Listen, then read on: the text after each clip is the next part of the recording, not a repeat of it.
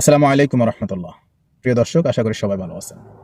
আজকে যাকে নিয়ে কথা বলবো তিনি বর্তমান বাংলাদেশের দুটি মন্ত্রণালয়ের দায়িত্বে আছেন, জনাব আসিফ নজরুল স্যার। একটি মন্ত্রণালয় হচ্ছে আইন মন্ত্রণালয়, আরেকটি মন্ত্রণালয় হচ্ছে প্রবাসী মন্ত্রণালয়। তিনি যখন মন্ত্রণালয় ছিলেন না, প্যাসিজ সরকার যখন পতন হয়েছিল, তখন তিনি কি বলেছিলেন?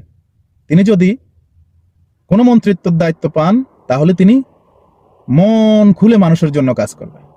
হায় আল্লাহ, আমার খালি আমি যদি কোনোদিন কোনো মন্ত্রণালয় বা কোনো দেশ পরিচালনার দায়িত্ব পেতাম, আমি জীবন দিয়ে কাজ করতাম খালি মানুষের হৃদয় জয় করার জন্য। মানুষের হৃদয় জয় করা মানে তিনি এটাও বলেছিলেন তিনি প্রবাসীদেরকে ভিআইপি সার্ভিস দিবে।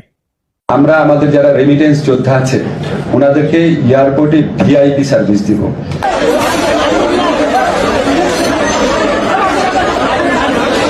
আমরা যারা সাধারণ পাবলিক, আমরা যারা প্রবাসী, যতগুলা ছাত্র বা মানুষের রক্তের বিনিময়ে অর্জিত হয়েছে বাংলাদেশের দ্বিতীয় স্বাধীনতা, আমরা তো বিশ্বাসী প্রিয় মানুষ, আমরা তো আপনাদের কথা আপনাদেরকে বিশ্বাস করি স্যার।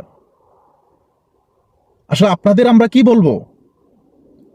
যেই ব্যক্তিটায় এই ক্ষমতার চেয়ারে বসেছিল সে তার প্রতিশ্রুতি যেটা দিয়েছে সেটা ভুলে যায়।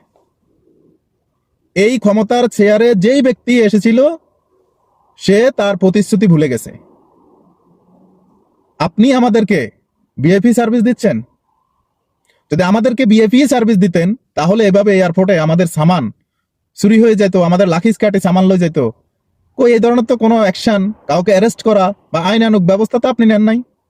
হায় আল্লাহ, আমি যদি কোনোদিন মন্ত্রী হই, আমি যদি, আপনারা নিশ্চয়ই সেই ভিডিও দেখেছেন, সেই হায় আল্লাহ বলা, এত অঙ্গীকার ব্যক্ত করা মানুষ আসিফ নজরুল বিচার ব্যবস্থাকে ধ্বংস করে দিয়েছে। তিনি বলেন আমি কি করেছি দেখেন, আমি এটা করেছি দেখেন, আমি ওটা করেছি। একটাও কি জনবান্ধব? একটাও কি বিচার বান্ধব? একটাও কি আইন বান্ধব?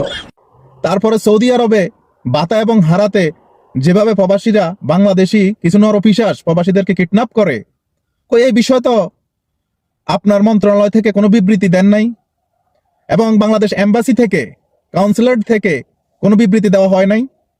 কেন স্যার? কেন এই মিথ্যা আশ্বাস আমাদেরকে দিচ্ছেন? আমাদেরকে নিয়ে আর কত খেলা করবেন?